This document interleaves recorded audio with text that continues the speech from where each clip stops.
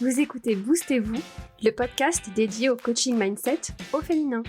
Bienvenue dans l'épisode 51 du podcast « Comment surmonter la confusion et le débordement pour réussir à passer à l'action ». Le contenu de cet épisode est la rediffusion d'un live que j'ai fait hier sur Facebook dans le cadre du challenge offert que je propose en ce moment qui s'appelle le Power Business Challenge et qui est centré sur la procrastination, comment sortir de la procrastination, comment booster son mindset pour réussir à passer à l'action. Si vous n'êtes pas encore inscrite à ce challenge offert, il est encore temps de nous rejoindre. Pour ça, rendez-vous sur mon site internet camillegaudin.fr/challenge. Je vous mettrai aussi le lien en description de cet épisode de podcast. Je vous laisse écouter ce que j'ai partagé hier dans le challenge et on se retrouve juste après.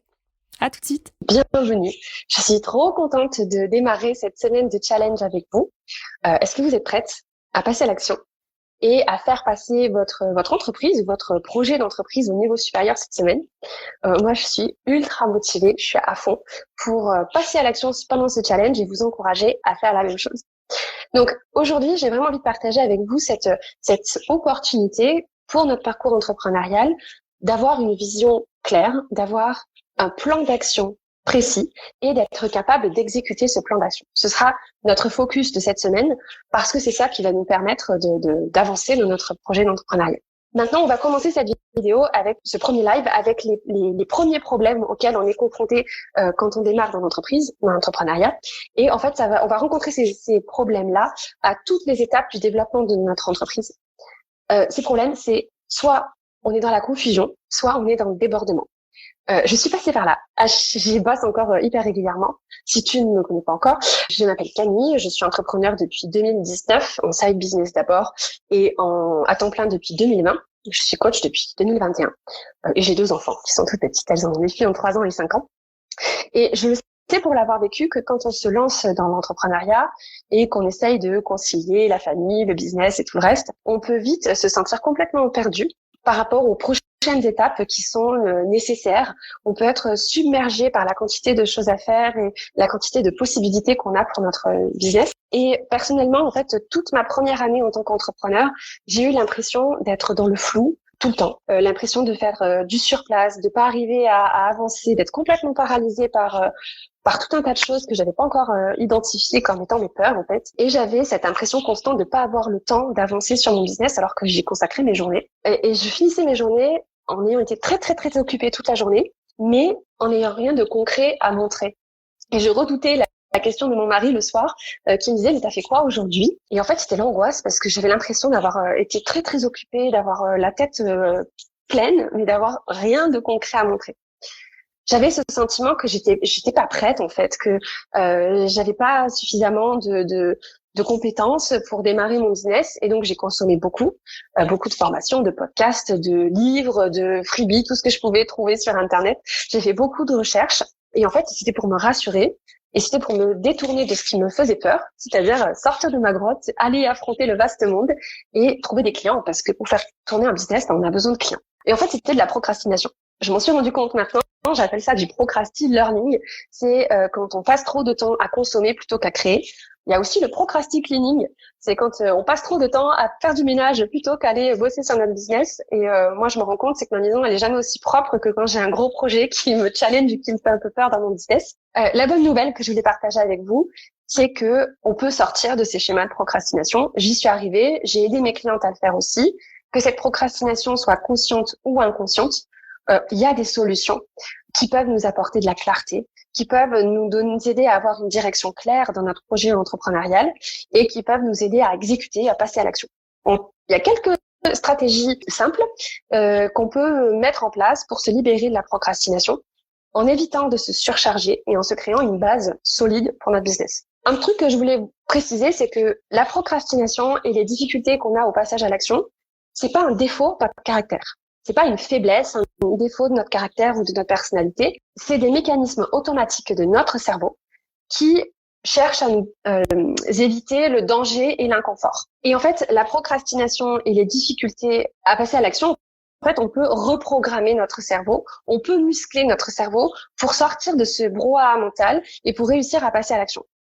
Donc j'ai envie que vous imaginiez de vous réveiller chaque matin en ayant une vision claire pour votre business, une feuille de route précise, en sachant exactement quelles actions vous allez prendre aujourd'hui et en ayant confiance en votre capacité à effectivement réaliser ces actions pour faire avancer votre entreprise. J'ai envie que vous visualisiez cette confiance que vous aurez à explorer vos forces, à explorer vos passions et à réussir à aligner ces forces et ces passions sur des stratégies business qui vont vous permettre d'avancer vers le succès. Donc aujourd'hui, on est là pour parler de confusion et de débordement. Donc la confusion, c'est quand on a un objectif en tête, mais qu'on a tout un tas de pensées du type « je sais pas vraiment ce que je veux, je sais pas par quoi commencer, je sais pas quelle décision prendre, etc. » En fait, ce sont ces pensées-là qui nous créent ce sentiment de confusion.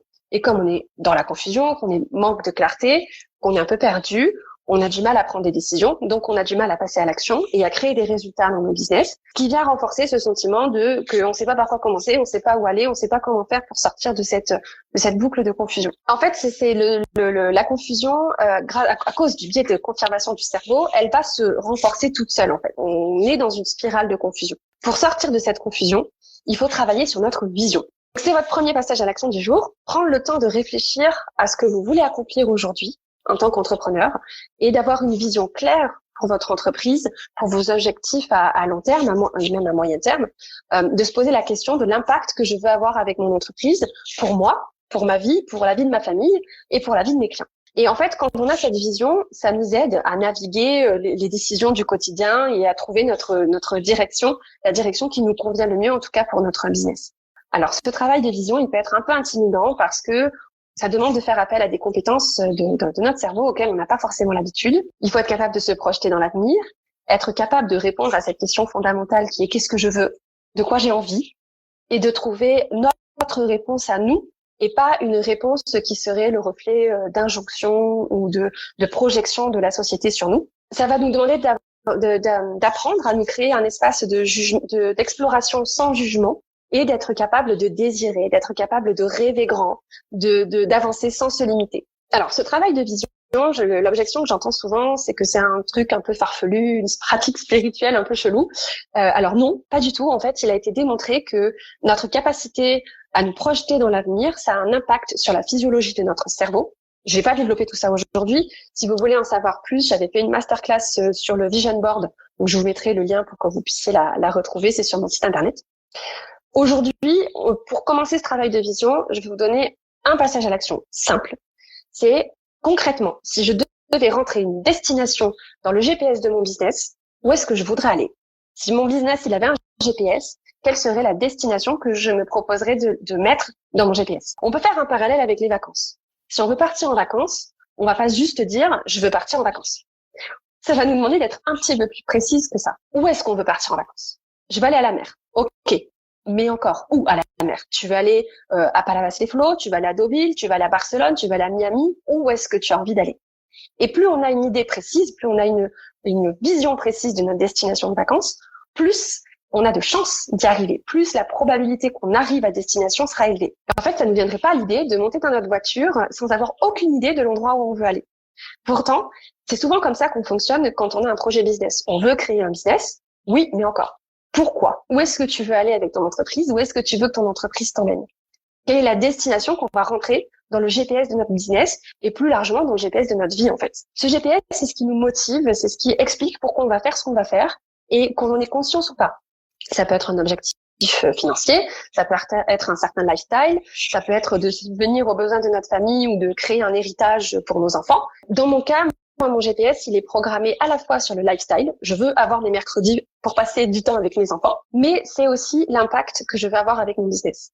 Bon, j'ai une mission que je me suis auto-assignée avec mon business, c'est de participer à l'émancipation des femmes, notamment sur le plan économique, et donc en mode empowerment au féminin. C'est ça la destination que j'ai rentrée dans le GPS de mon entreprise, et c'est vers ça que je m'oriente.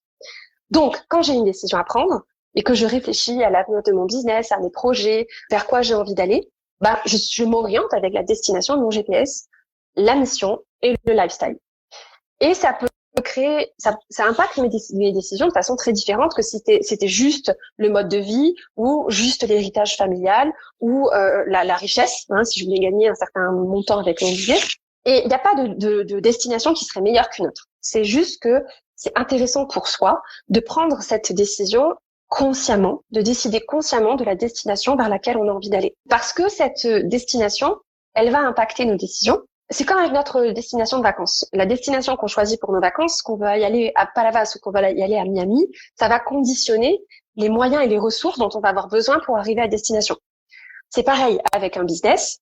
La destination, elle va conditionner les ressources dont on va avoir besoin pour arriver à destination. Alors cette destination, c'est pas forcément un objectif très concret, c'est une vision d'ensemble.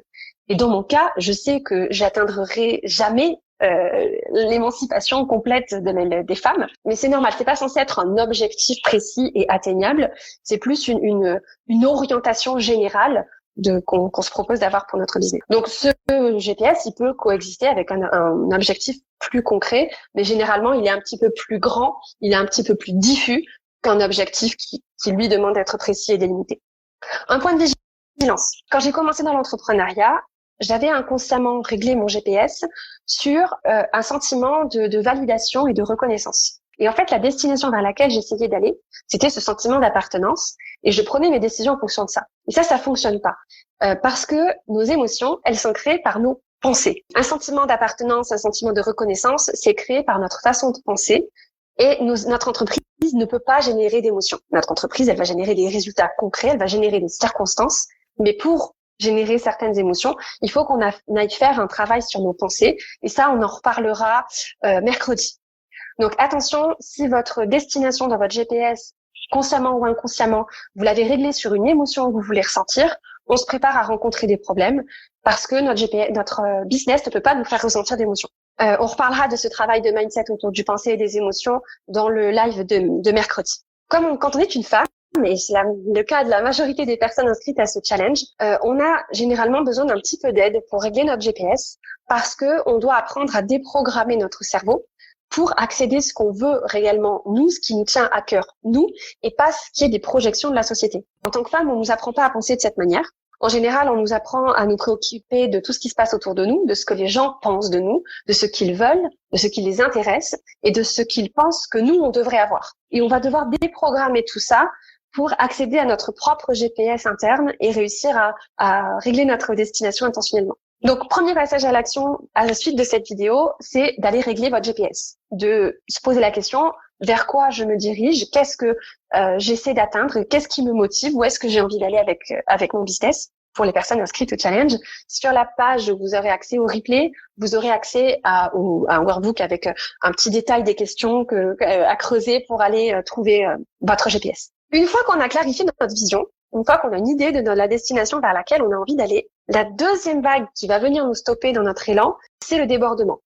En tant qu'entrepreneur, on est particulièrement exposé au débordement parce qu'on a un surplus de responsabilités, on a surtout une pression financière et on a une liste infinie de tâches à accomplir en théorie. Il y a une infinité de choses qu'on peut faire dans notre business et ça va nous créer une espèce de surcharge d'informations, de choses à faire qui risquent de nous enfermer dans cette espèce d'état d'esprit de débordement et d'épuisement chronique. Ça va nous emmener à ce sentiment de pas avoir le temps, ce sentiment de s'éparpiller, d'être un peu en mode de multitasking, de gérer l'urgent et pas forcément l'important. Et toutes les pensées qui sont derrière, c'est j'ai pas le temps, j'ai trop de choses à faire, il y a trop de choses, c'est trop pour moi, etc. Si on a ces pensées-là, c'est ça qui nous crée ce sentiment de débordement. Et comme on s'éparpille, on procrastine, on n'avance pas, on a encore plus de choses à faire et donc on crée encore plus ce sentiment de débordement. Donc il faut se sortir le plus rapidement possible de cette spirale de débordement. Et pour ça, deux choses. Simplifier et se restreindre. La première chose que je fais avec mes clientes quand on démarre un accompagnement de coaching, c'est de définir un objectif vers lequel elles ont envie qu'on travaille ensemble et de créer un plan d'action simple pour leur objectif. Un plan d'action minimaliste qui va leur garantir des résultats. C'est vraiment ultra important d'avoir ce plan simple, un plan d'action qui soit si simple, si clair, si précis, si facile à exécuter qu'on va être beaucoup plus susceptible de passer à l'action, ce sera beaucoup plus fluide de passer à l'action parce qu'on aura moins de résistance de notre cerveau. Plus un plan est complexe, plus ça va rendre le passage à l'action compliqué. Parce que plus c'est complexe, plus ça va être difficile pour notre cerveau de passer en mode exécution. Si c'est trop compliqué, notre cerveau va nous chercher des excuses pour expliquer qu'il y a trop de choses, que c'est trop compliqué, qu'on va pas y arriver, etc.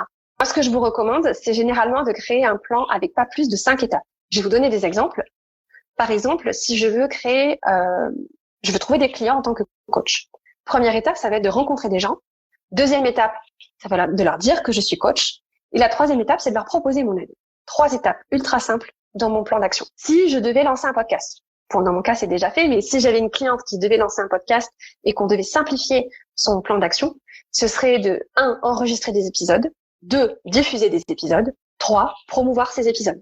3 étapes dans son plan d'action.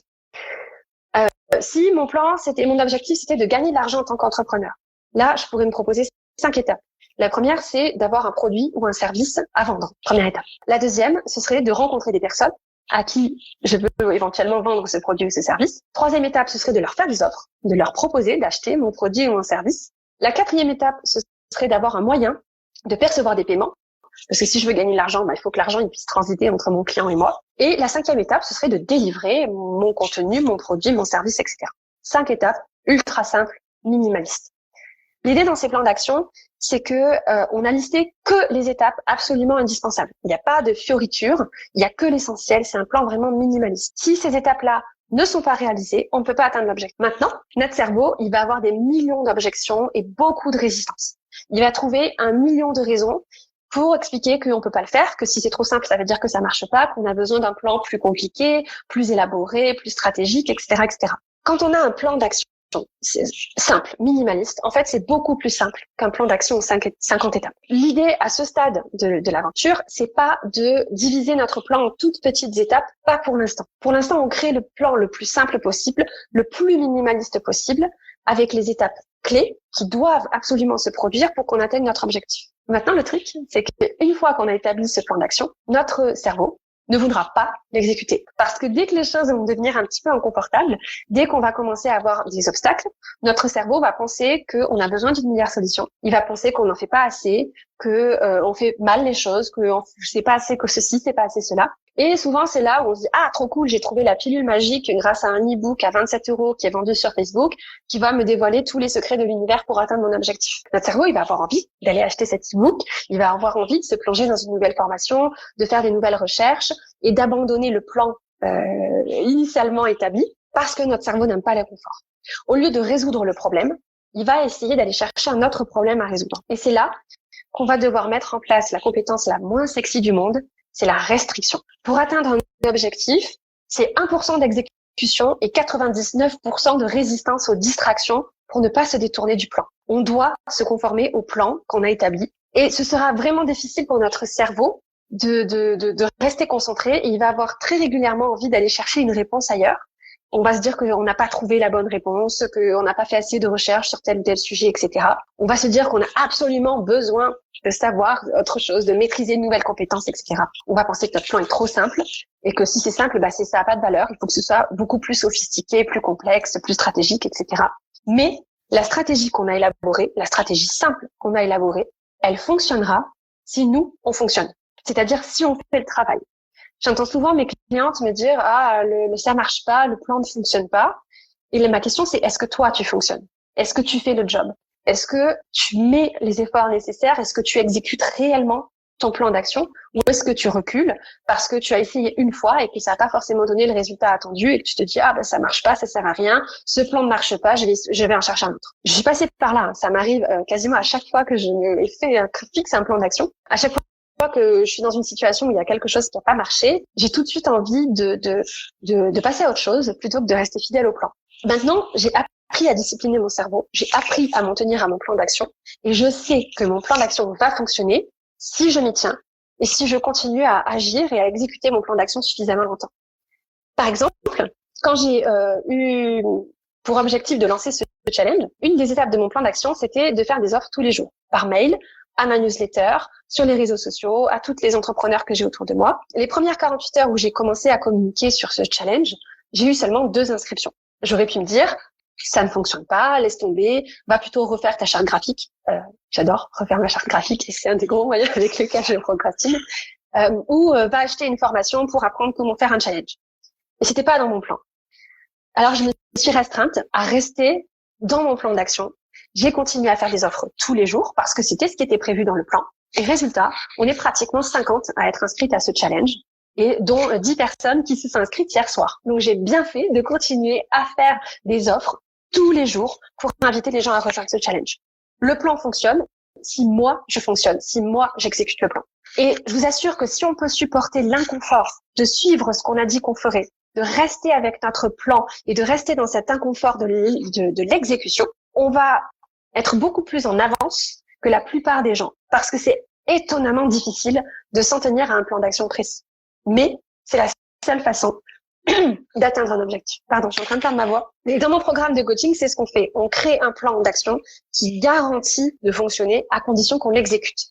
Et ensuite, on s'assure qu'on exécute effectivement les étapes de ce plan d'action, même lorsque notre cerveau a très envie d'en changer. Et c'est comme ça qu'on atteint notre objectif. Et aussi qu'on développe la confiance en nous, de se dire, je suis capable de respecter mon plan d'action. Je suis capable de rester concentré, de rester focus et de me restreindre sur ce que j'ai dit que je ferais. Le passage à l'action sur cette question du débordement, c'est de vous créer un plan d'action minimaliste. Donc pour ça, se poser la question, quel est mon objectif du moment? Sur quel objectif j'ai envie d'avancer là cette semaine, pendant notre challenge, pendant le mois d'octobre, pendant ma fin d'année 2023? Sur quel objectif j'ai envie d'avancer? Et quel est mon plan minimaliste? Les étapes absolument essentielles, pas plus de 5, en général entre 3 et 5 c'est bien, qui doivent absolument se produire pour atteindre cet objectif. Écris ton plan sur une feuille de papier, accroche-le quelque part sur ton mur et ne dévie pas des étapes, ne fais rien d'autre tant que t'es pas allé au bout de ce plan d'action. Donc, la question qui vient souvent, mais si j'ai pas assez de temps? Alors, c'est normal. En général, c'est la question du débordement, c'est souvent très lié à la gestion du temps. Et je vous partagerai jeudi le processus que j'utilise pour planifier mon temps. Et je vous montrerai les détails de mon process de gestion du temps dans notre live de jeudi. Dans la vidéo de demain, on approfondira un autre obstacle qui vient généralement après le doute et après la confusion et le débordement, c'est la peur. Toutes les peurs qui nous freinent dans notre passage à l'action, qui nous freinent dans nos ambitions, tous nos doutes, toutes nos peurs qui nous empêchent de passer à l'action. On se retrouvera du coup demain pour parler de toutes ces peurs et pour leur tordre le cou une bonne fois pour toutes. Je vous donnerai des outils, des solutions pratiques, faciles à mettre en place pour aller regarder nos peurs en face. Maintenant, c'est à vous les studios. J'aimerais bien que vous laissiez dans les commentaires, que vous partagiez votre plus grand défi en ce moment dans votre entreprise et ce vers quoi vous avez envie d'aller, la destination que vous avez envie de rentrer dans votre GPS et votre plan d'action minimaliste pour atteindre votre objectif. Merci pour votre attention aujourd'hui. Je vérifie dans mes notes que je vous ai dit tout ce que je voulais vous dire. Donc oui, je vous ai tout dit. Donc vraiment une direction claire, une direction rentrée dans mon GPS, un plan d'action ultra simple, minimaliste. C'est comme ça qu'on va commencer à reprogrammer notre cerveau pour nous sortir de nos spirales de procrastination et pour se préparer à une transformation incroyable dans nos vies, dans nos vies. Donc rendez-vous demain pour parler de nos peurs et de nos doutes. D'ici là, passage à l'action. Fixez-vous votre destination de votre GPS et essayez d'établir votre plan d'action en 5 étapes maximum. Voilà pour ce que je voulais partager aujourd'hui. Vous en êtes capable. Et on se retrouve demain pour parler de nos doutes et de nos peurs. Salut! Vous venez donc de découvrir un extrait du Power Business Challenge, le challenge offert que j'anime toute cette semaine sur Facebook. Pendant la semaine du challenge qui se déroule du 9 au 13 octobre 2023, donc pendant toute cette semaine de challenge, on se retrouve tous les jours en live sur Facebook à 11h pour un live de 15 à 30 minutes où je vous partage un concept sur un des blocages principaux qui nous empêchent de passer à l'action. Donc le live de lundi, on a parlé de la confusion, on a parlé du débordement. Dans le live de mardi, donc qui est le live qui va avoir lieu aujourd'hui si vous écoutez cet épisode au moment de sa sortie, on va parler du doute et de la peur et de tous les syndromes qu'on peut rencontrer, syndrome de l'imposteur, syndrome de la bonne élève, etc. Mercredi, on va parler de comment bosser son mindset, comment apprivoiser nos émotions et comment aller travailler, regarder un petit peu tout ce qui se passe là-dedans. Jeudi, on parlera de gestion du temps et je vous partagerai mon processus pour planifier ma semaine de façon bienveillante et efficace. Et vendredi, on verra comment effectuer ce plan d'action, comment passer à l'action, exécuter ce planning qu'on aura brillamment élaboré la veille. Vendredi, je répondrai également à toutes les questions qui m'auront été posées tout au long du challenge et à toutes les questions qui seront posées en live pendant la session de vendredi. Donc si vous n'êtes pas encore inscrite, vous pouvez toujours nous rejoindre à tout moment pendant la semaine de challenge. Les inscriptions sont gratuites sur mon site internet camillegaudin.fr/challenge et tous les replays seront disponibles pour les personnes inscrites jusqu'au 20 octobre. Donc vous pouvez nous rejoindre jusqu'au 20 octobre. Voilà pour ce que je voulais vous partager aujourd'hui. Je vous souhaite une excellente journée, une excellente après-midi, soirée, nuit, en fonction du moment où vous écoutez cet épisode de podcast. On se retrouve la semaine prochaine pour un prochain épisode. D'ici là, prenez bien soin de vous. Bisous! Si cet épisode vous a plu, n'hésitez pas à le partager à vos business friends à qui il pourrait être utile. Et vous pouvez aussi laisser un commentaire, laisser un avis 5 étoiles sur Apple Podcast ou sur Spotify. Ça permettra à d'autres personnes de découvrir ce podcast. Merci pour votre écoute. On se retrouve la semaine prochaine pour un nouvel épisode. D'ici là, je vous souhaite une excellente journée, après-midi, soirée, nuit, en fonction du moment où vous écoutez cet épisode. Et puis on se retrouve la semaine prochaine pour un nouvel épisode. Bisous!